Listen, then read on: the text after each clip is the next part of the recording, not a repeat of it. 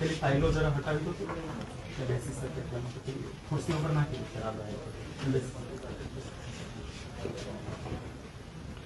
અત્યારે હાજર નથી મ્યુનિસિપલ કમિશનર દિલીપભાઈ બરાબર એમના જોડે મારે વાત થઈ હવે આપ ડેપ્યુટી મ્યુનિસિપલ કમિશનર છો અચ્છા મારે એ પૂછવું છે કે આ ગેટ બંધ કચેરીના સમય દરમિયાન કેમ તમે આવેદનપત્ર આપવા આવ્યા હો તો આવેદનપત્ર આપો નહીં પણ આ ગેટ બંધ કરવાનું કારણ શું એ પૂછી રહ્યો છું કારણ કે કચેરી સમય દરમિયાન ગેટ બંધ કરી શકાય નહીં આ પબ્લિક પ્રોપર્ટી છે આ કોઈ પ્રાઇવેટ પ્રોપર્ટી નથી બીજું કે કોઈ હથિયારો સાથે લોકો એકઠા નથી થયા કોઈ જ આતંકવાદી કે ત્રાસવાદી લોકો નથી તો આ ગેટ બંધ કરવાનું કારણ શું કારણ કે 4 કલાકથી અમે લોકો હેરાન પરેશાન થઈ રહ્યા છે દિલીપભાઈને રિંગ કરી દિલીપભાઈએ કીધું કે સાહેબ હું ખોલાવડાવું છું એ પછી તમારા અશ્વિની કુમાર શહેરી વિકાસ વિભાગના અગ્ર સચિવ જે છે અધિક મુખ્ય સચિવ એમને કીધું રાજકુમારને કીધું તમારા ચીફ સેક્રેટરી તો મૂળ વાત છે કે આટલો ગેટ બંધ કરીને પરેશાન કરવાનું કારણ શું છે મને સમજાતું નથી આવેદનપત્ર આપી નહીં પણ આ ગેટ બંધ કેમ કર્યો છે એનું કારણ ના હોય તો હું કેવી રીતે જવાબ આપું તમારા ધ્યાન ઉપર જ નથી આખું પ્રકરણ ખરેખર ધ્યાન ઉપર નથી એટલે શું કયું પ્રકરણ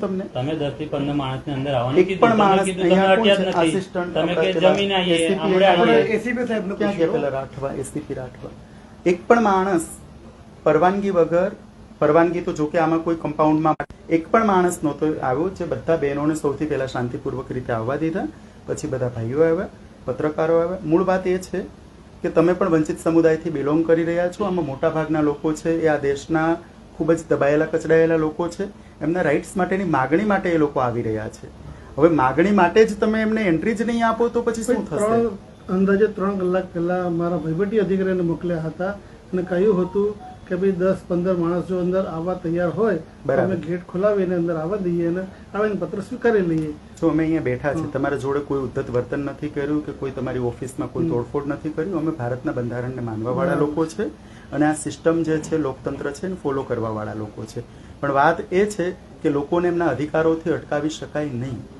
કદાચ વડાપ્રધાનની ચેમ્બરમાં પણ જવું હોય તો કોઈ માણસને આવી રીતે અટકાવવાનો બાબત જ નથી અમને અટકાવે છે કાયદેસર જે ઓફિસ પ્રીમાઇસીસ છે એની પણ કેપેસિટી હોય તમે એવું કે 500 માણસ નહીં ચેમ્બરમાં એ તો અમે સમજીએ છીએ આ તમારી ચેમ્બર બિલકુલ નાની છે આમાં ખાલી 10 લોકો સમાઈ શકે એટલા માટે જ કહ્યું હતું 10 થી 15 જણા માટે અંદાજે 3 કલાક પહેલા કહ્યું હતું કે 10 થી 15 જણા આવે હું આવેદનપત્ર લેવા તૈયાર છું પણ અમારા ત્યાં તો ગેટ જ બંધ હતો તો કઈ રીતે લઈ શકાય તમે તૈયાર થાવ પછી ખુલે છો અત્યારે મને તમે આવેદનપત્ર આપો આની સીધી વાત છે આવેદનપત્ર આપવા માટે જ આવ્યા છે પણ 4 કલાક પરેશાન થયા છે તો તમારી જવાબદારી છે કારણ કે તમારો પગાર લોકોના ટેક્સના પૈસામાંથી આવી રહ્યો છે તમે પબ્લિક સર્વન્ટ છો તમે લોકોના નોકર છો અને લોકોના નોકર થઈને લોકોને પરેશાની આપી રહ્યા છો એટલા માટે અમારે કેવું પડી રહ્યું પરેશાની કરી નથી અરે 4 કલાકથી હેરાન થયા અમે લોકો યાર કહ્યું ને આ બહેનો હેરાન થઈ ગર્ભવતી બહેનો હેરાન થઈ છે નાના બાળકો વાળી બહેનો જે મારે કાર્યવાહી કરવાની હોય એના માટે હું એને મોકલી શકું અમે આપવા માટે જ આવ્યા છે પણ આ ગેટ બંધ કરવાની પ્રવૃત્તિ હવે બીજી વખત ક્યારેય ન થવી જોઈએ આપણે સ્પષ્ટ કહી દઈએ છીએ કાયદો અને વ્યવસ્થાનો તમે ભંગ કરી રહ્યા છો એટલા માટે તમને આ ચેતવણી આપીએ છીએ કે હવે ક્યારેય ગેટ બંધ નહીં કરતા સાંભળો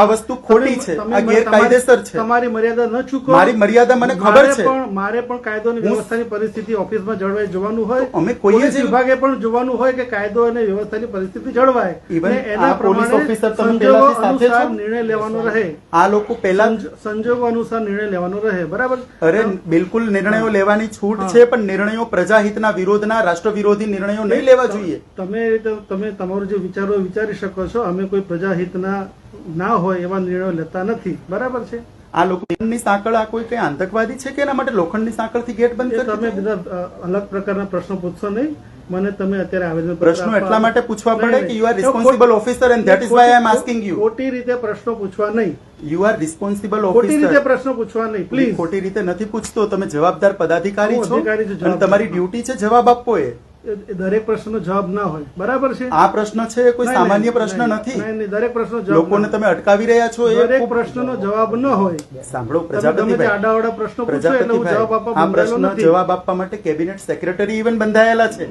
તમે તો સિમ્પલ જીએએસ અધિકારી છો શાંતિથી વાત કરો હું શાંતિથી જ વાત કરું છું અને હું કહું છું કે જે બિલકુલ જવાબ સિમ્પલ રીતે જ વાત જે કરું જવાબ છું આપવા માટે બંધાયેલો હોય હું જવાબ પણ આ આપીશ ગેટ બંધ તમે કરવાની ગમે તે આડા- પ્રવૃત્તિઓ સાંભળો પ્રજાપતિભાઈ હા, ક્યારેય ફ્યુચરની અંદર ફક્ત આ લોકો જ નહીં પણ કોઈના જોડે નહીં થવી જોઈએ આ ખરેખર તમે ખોટું તમે છે. અમને સૂચના નહીં આપી શકો અરે બિલકુલ આપી તમે શકીએ. We are નહીં, citizen. નહીં, ભાઈ, એક પણ એક જ મિનિટ ભાઈ તમે અમને We are સૂચના citizen of આપો. India. નહીં નહીં અમે આપી અમે શકીએ અમારું સૂચના. કાયદાનું જે કાર્ય નથી કરી રહ્યા એટલા માટે ભાઈ તમારું ધ્યાન દોરી રહ્યા આ છે. પદ્ધતિ નથી તમે અરે અમે ક્યાં કોઈ ગાળો બોલી રહ્યા છે અહીંયા તમારે શાંતિથી વાત છોડી? કરો અરે શાંતિથી તો વાત તમે મને છે. આવેદન પત્ર આપી દો. આવેદન પત્રમાં અમને કેમ રોક્યા છે 4 કલાકે? પ્રશ્ન કેમ ન પૂછીએ અમે? એ સમજાવો. મારે તમને કેટલી વખત જવાબ આપવાનો? એકનો એક જવાબ મારે તમને કેટલી વખત આપવાનો? બિલકુલ આપવો પડે, કારણ કે તમારા જવાબથી અમે સંતુષ્ટ નથી એટલા માટે પૂછી રહ્યા હું છે એ જ કહું છું કે 3 કલાક પહેલા અધિકારી મોકલ્યા હતા. એક જ મિનિટ. દિલીપભાઈનો ફોન આવ્યો. દિલીપભાઈએ કીધું કે હું ખોલાવડાવું છું. તમારા જે અધિકારી છે, તમારાથી સિનિયર છે, તમારા કમિશનર, એ કમિશનરની સૂચના છતાંય દરવાજો ન ખુલ્લો. યાર આવું કેમ? અહીંથી અમે રિયલમાં સાચું કહું છું, મને દુઃખ નહીં લગાડતા. તમારી ઉંમર મોટી છે, હું રિસ્પેક્ટ કરું છું, બરાબર. વાત એ છે કે દિલીપભાઈ કમિશનર છે, એ માણસે, તમે એમને પૂછજો, મને કોલ કર્યો છે, વાત થઈ, એણે કીધું સાહેબ હું દરવાજો ખોલાવું છું. કમિશનરની સૂચના છતાં 4 કલાક દરવાજો ન ખુલે. યાર જો પૂછો, આ માણસ ત્યાં હાજર હતા, બીજા લોકો દરવાજો હાજર ક્યારે હતા. ખુલે? જ્યારે રિસ્ટ્રિક્ટેડ માણસો આવે ત્યારે ખુલે. બરાબર. બરાબર. એના માટે કેવડાવ્યું હતું કે 10-15 માણસો આવવા તૈયાર હોય બરાબર. તો અમે દરવાજો ખોલીને આવવા દઈએ, પણ એના માટે તમારા તરફથી કોઈ રિસ્પોન્સ મળ્યો નથી. બરાબર. બરાબર છે. હવે અત્યારે કેમ અમે તો ફટાફટ આવી ગયા છે? હા, હવે તો મને એ સમજાવો. તમને લાગ્યું હશે કે હવે જો યોગ્ય ટાઈમ છે એટલે તમે આવ્યા એવું હશો. નથી, અમારા જોડે મેસેજ જ નહોતો પહોંચ્યો આપનો. હવે અમે તો અહીંથી રૂબરૂ અધિકારી કોઈ મૂક્યો. નહીં. હવે સાંભળો, ખાસ જે અમારી મૂળ જે રજૂઆત જે છે, આ આવું ફરીથી ન બને એટલા માટે કે અમારી- ભારતમાં કાયદો વ્યવસ્થા ભંગ ના થાય એ સાંભળો, પ્રમાણે પૂરતી કાળજી મૂળ લેવામાં વાત એ આવશે. છે 23 થી 24 જે છે એ ભારતના તમામ લોકોને આર્થિક શોષણ સામેના રક્ષણ માટેનો અધિકાર આપી રહ્યું છે. તો એનો અમલ નથી થતો. ભારતના બંધારણના મૂળભૂત અધિકારોની વ્યાખ્યામાં આવે છે, આપને ખબર છે, આર્ટિકલ 23 અને 24. તો એનો અમલ કરવા બાબતેની રજૂઆત કરવા માટે અમે અહીંયા આવ્યા છે.